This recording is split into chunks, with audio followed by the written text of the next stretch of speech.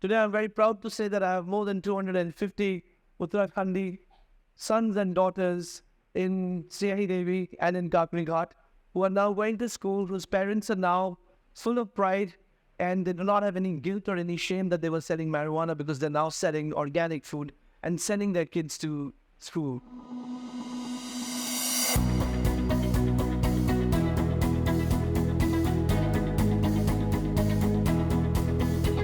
My name is Sourav and I come from a very humble middle class family, just like most of us here are.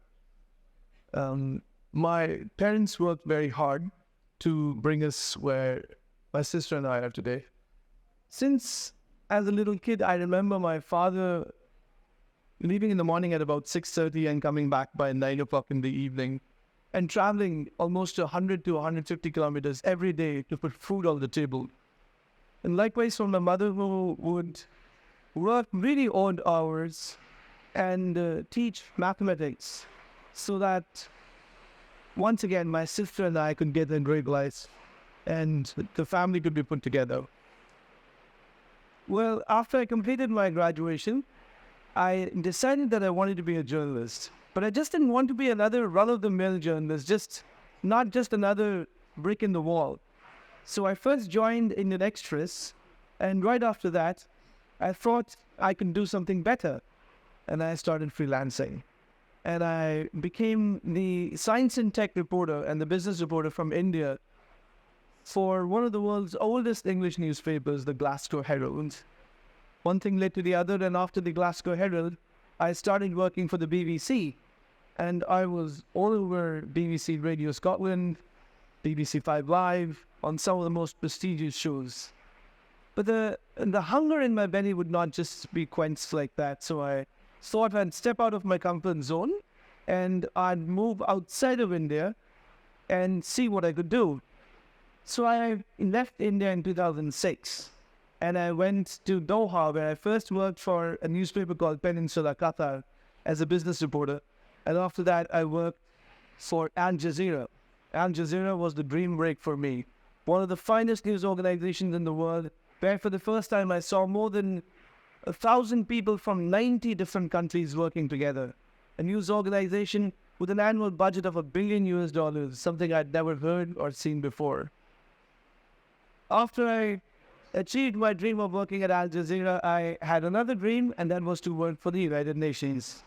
So I applied at the United Nations, and I got a great job as the regional media coordinator for the United Nations Office of Drugs and Crime. I had a great boss. He was a Jamaican diplomat, and who taught me the importance of being earnest and honest right early on in my career.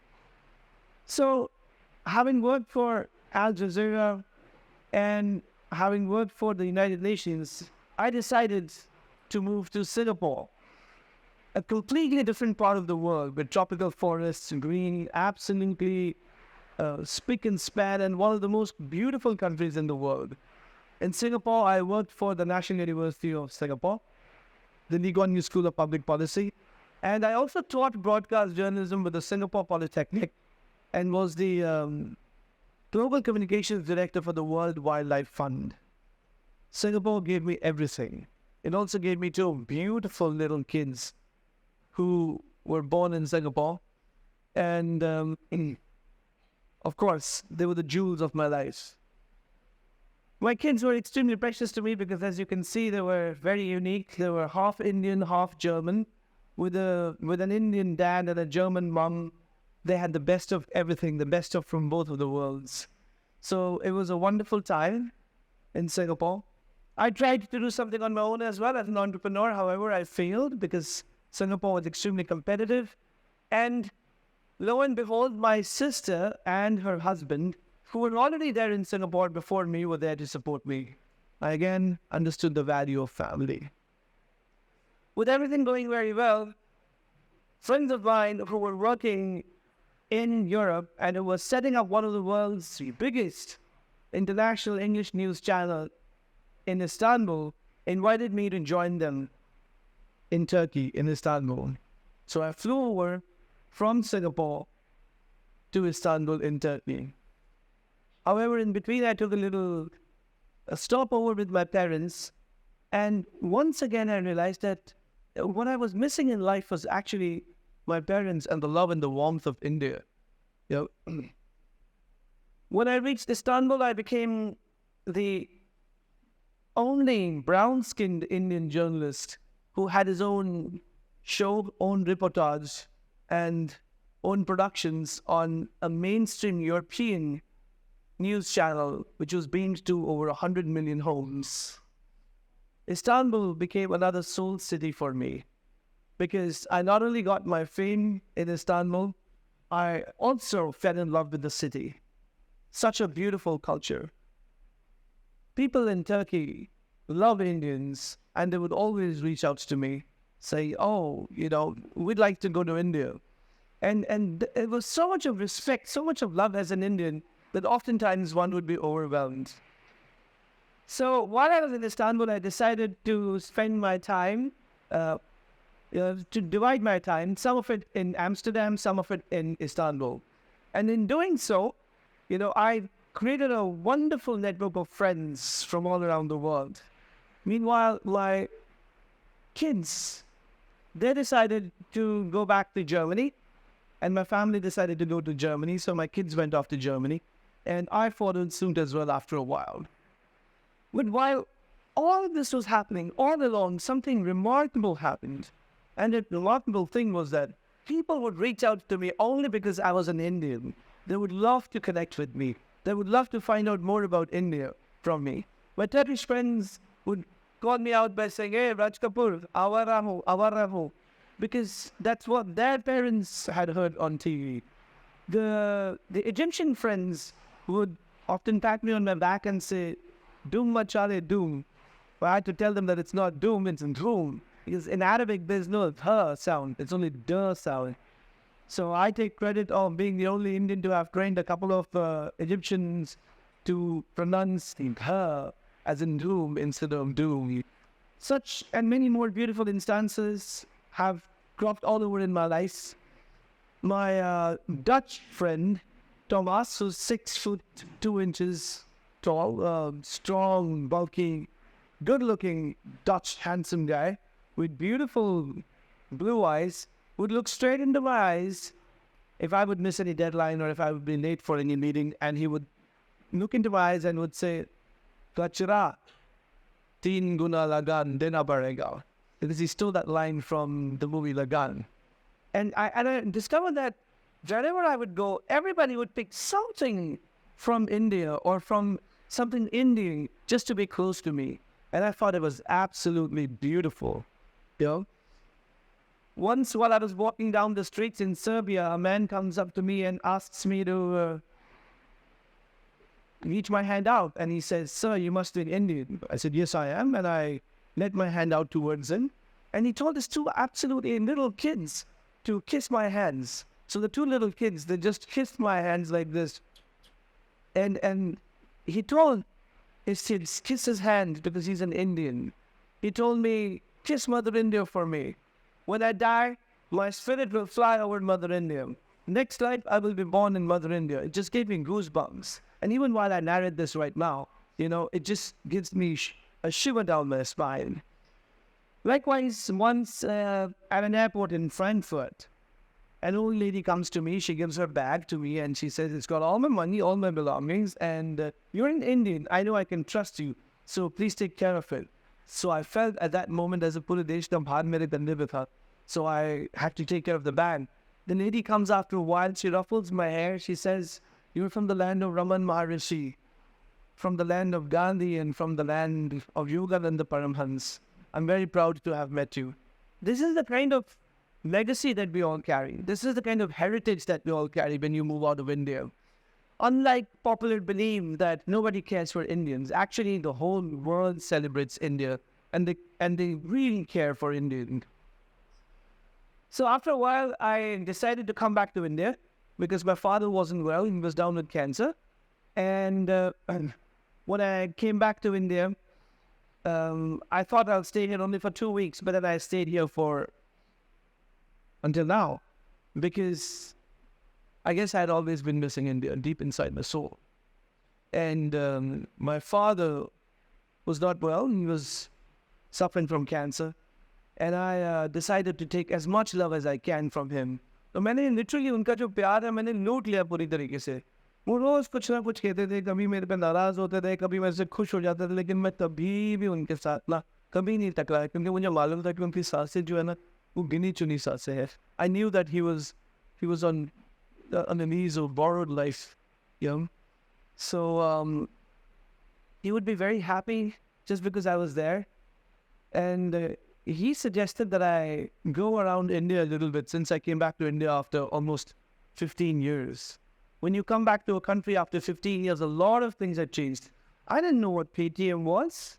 I didn't even know what Google Pay was because I'd never seen it anywhere in the world. So when you come down to India and someone says Paytm to the sub, and at the airport you're like, Paytm to malum hai, Paytm kya hota hai?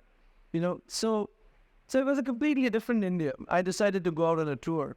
And I first went to Kapling, a beautiful place, beautiful little village by the banks of the river Kosi, where saints like Neem Karoli Baba, Haida Khan Baba, Sombari Baba, Harish Chandra, they are all meditated over there.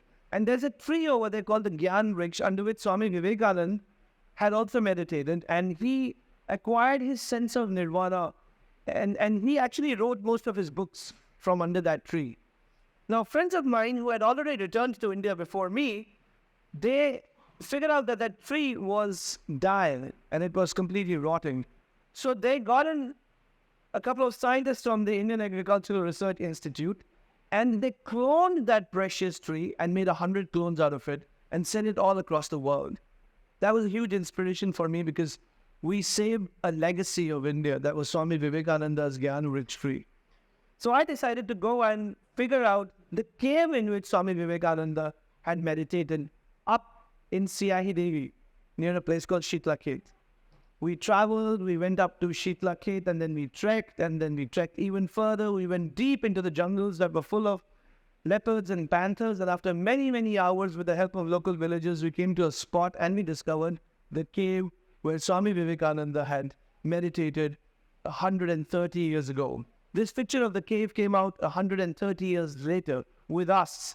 We brought this picture out to the world, and we were so proud that we figured out the place where Swami Vivekananda had meditated. That was the legacy that I always felt I belonged to. However, on the way back from the cave, I saw that the entire area was full of marijuana plantations. Turns out that villagers from Siahi Devi were actually growing marijuana because they had to sell it to tourists. All Indian and Western tourists would go to Uttarakhand and they would buy all kinds of marijuana, and that was the only source of income for them. I thought that this was a complete injustice to a wonderful land like Uttarakhand and the spiritual tapabhumi of Swami Vivekananda. So what I did with a couple of friends is I gave some seeds as well as polyhouses to the local villages, and I asked them to grow beans, kiwis, potatoes, tomatoes, so that they could sell and make money out of it. And lo and behold, the villages, they got rid of some of the marijuana cultivation and they were growing organic food over there and selling it down in Almora and in Haldwani, which was a huge, huge inspiration and a relief for us as well. But while they were doing this, we also figured out that most of these villages were initially selling marijuana because they didn't have money to send their kids to school or they didn't have enough resources. So we decided, me and a couple of friends, to pool in some of our resources, and we started funding these little kids over there. Today, I'm very proud to say that I have more than 250 Uttarakhandi sons and daughters in Siahi Devi and in Kapling Ghat who are now going to school, whose parents are now full of pride, and they do not have any guilt or any shame that they were selling marijuana because they're now selling organic food and sending their kids to school. I would go back and tell all these stories to my dad, and my dad would be absolutely full of joy because, you know, he was a simple man. My father came from a very simple background. He's the only man that I know in this universe who didn't have any universe. मेरे पिता का कोई शत्रु नहीं था. And that's a huge thing to have. Each one of us has some sort of a tiff with someone or the other. But my father was a very, very sweet and a humble man. So when I would go and share all these things with him, he would be very proud of me And he would say, well, this is your India. So this is who we are. Keep doing it. Eventually, in November last year, my father passed away.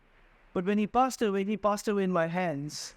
And that was a great sense of relief for me because I didn't want to be stuck up in Germany or somewhere in Europe when my father passed away and I could not even be there for his last breath. The moment of my father's death was hurtful, was painful, but was indeed magical for me as well. Because my father held my hand, as you can see in the picture, and he just breathed his last. And oftentimes I wonder, maybe the way I held my father's hand, he held my hand as well when I was born.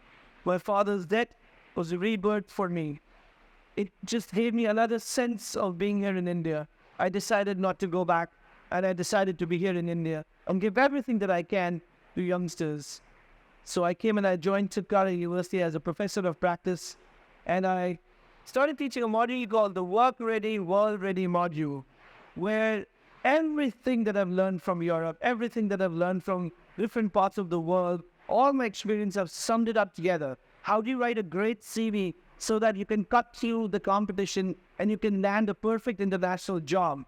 A lot of us Indians do not know what applicant tracking system is. How do you beat the applicant tracking system so that your CV lands among the top 25 CVs among 10,000 CVs? This is what I'm now giving as a part of my service back to the society. I'm sharing with all my students at the various MBA verticals that I teach how to write a great CV, how to present yourself, how to speak coherently, and how do you sell yourself and put a dollar value to yourself in the international global market. I truly believe that our biggest strength today is that we're Indians. Just look at the newspapers. Germany is asking for Indian engineers. Japan is asking for Indian engineers. Everybody's looking for Indian intellect. This is our time. This is our moment. And I'm here just at the right time, at the right moment to share everything that I've got from all around the world to give back to my kids because I truly believe Sare jahan se acha Hindu se tha hamara. Thank you.